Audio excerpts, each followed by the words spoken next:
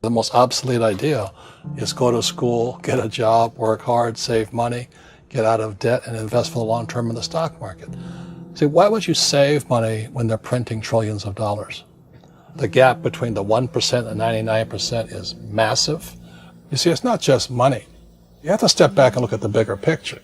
So what do you do? In every one of us is a poor person. There's still a poor person inside me. There's also a middle class person, and the middle class person wants security. They want that steady paycheck. And there's a rich person. And they're all inside of us, except that it's not taught. You're taught to go to school, get a job, and get a paycheck. You're not taught how to get rich. If you read Rich Dad, Poor Dad, my rich dad refused to pay me. He said the paycheck was one of the most damaging things you could take in your life. He says the moment you take a paycheck, you're an employee, and that's the mindset. So my rich dad never paid me. He drove my poor dad, government employee, nuts. You gotta pay people, you gotta pay people. And Rich Dad was not saying that the paycheck was bad. He says you didn't want to be a slave to money. So as an entrepreneur, if Rich Dad folded, I just started another company. I don't need a paycheck. I don't need anybody to take care of me.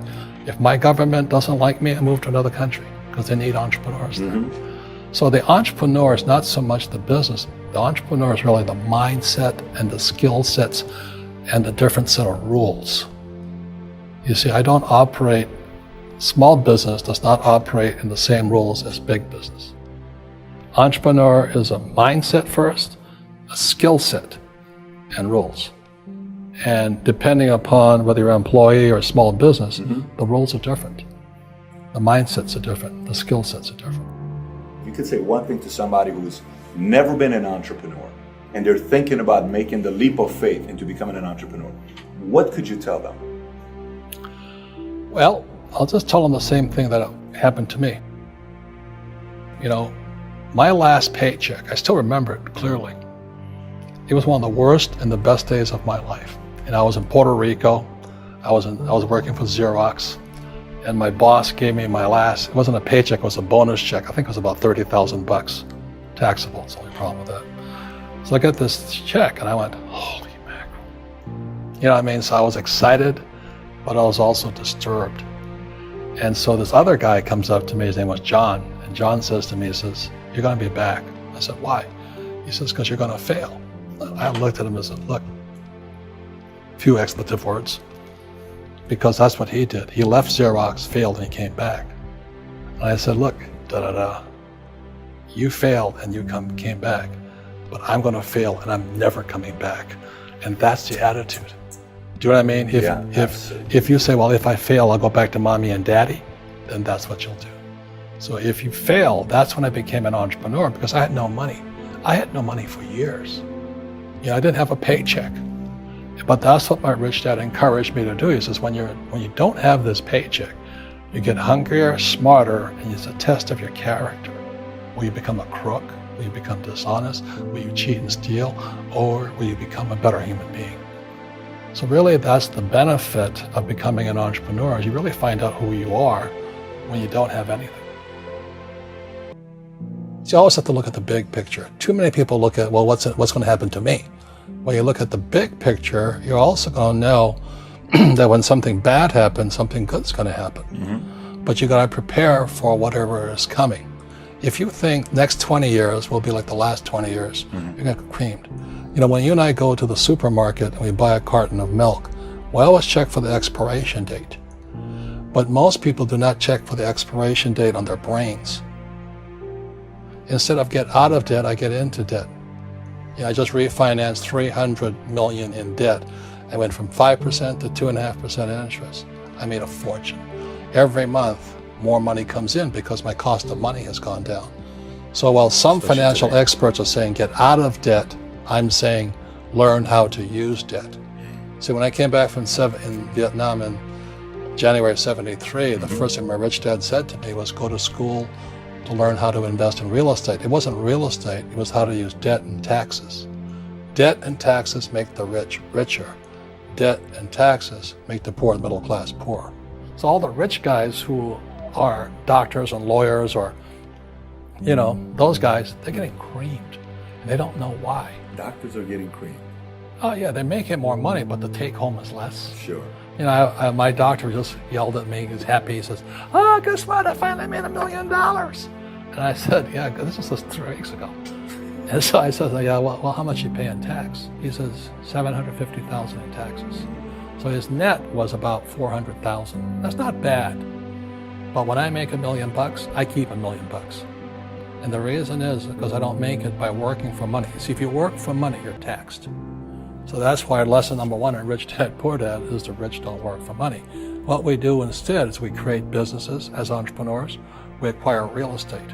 I don't invest in the stock market. Okay? So the reason is because as entrepreneurs, I have more control over my income, how much I make, and how much I pay in taxes.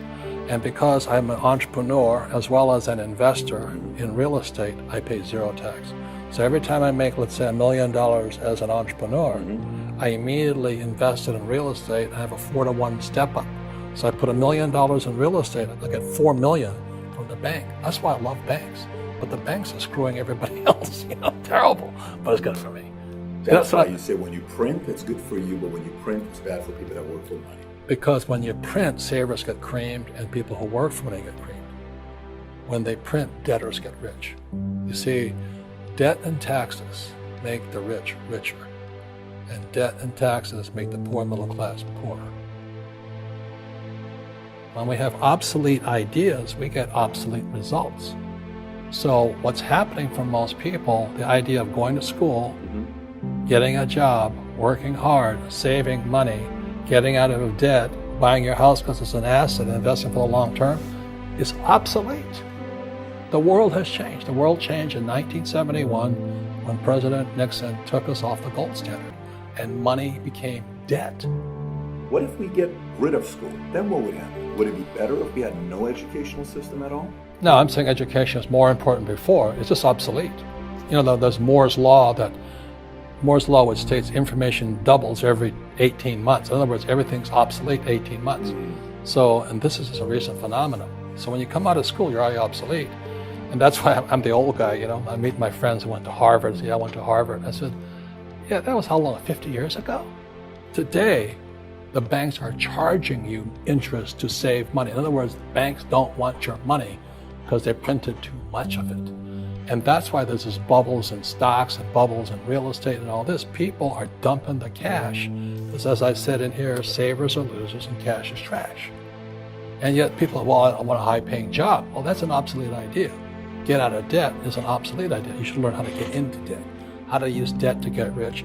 And they'll never teach you about taxes. The reason the 1% is way up here and the 99% are going this way is because when you print money, 2 things happen: inflation and taxes.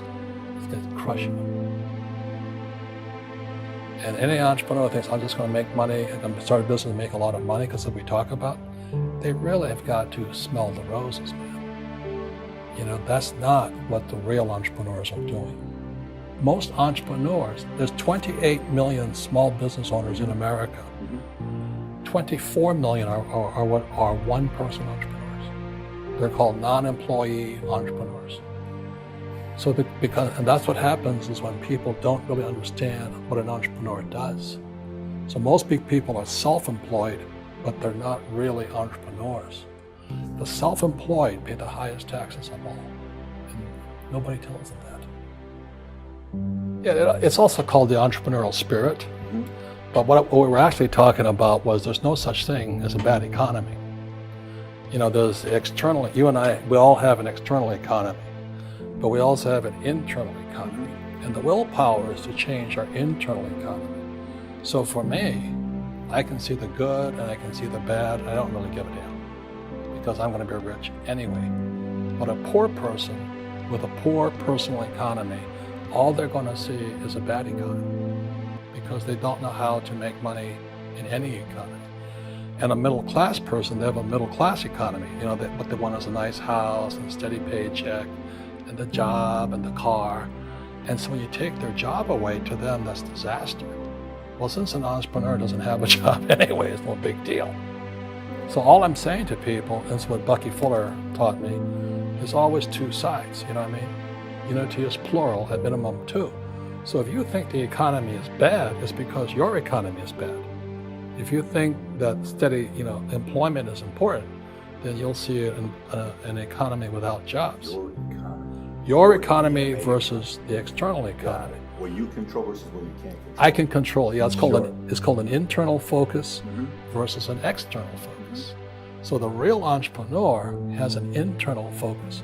But if they fall down, they say, "Oh, this is good, because I'm going to go up higher." The average person will fall down and say, "Oh, I'm going to take some Prozac." Or somebody has a mistake. Oh, the mistakes don't matter. Well, mistakes matter. It means you didn't know something. But a real entrepreneur, whether they fall down, they always can go up. They can stand back up and go higher. And no matter what happens to them, they get stronger and better and smarter and happier. But a person with a weak internal mindset is that they're so afraid of what happens, it generally happens. Like, people who are afraid of losing their jobs, they generally lose their jobs. You know what I mean? Yeah. So you can yeah, so the entrepreneur first job is to control inside here, not outside there. The moment you take that paycheck, you're an employee. You've got to be stronger than that. It's about inside control.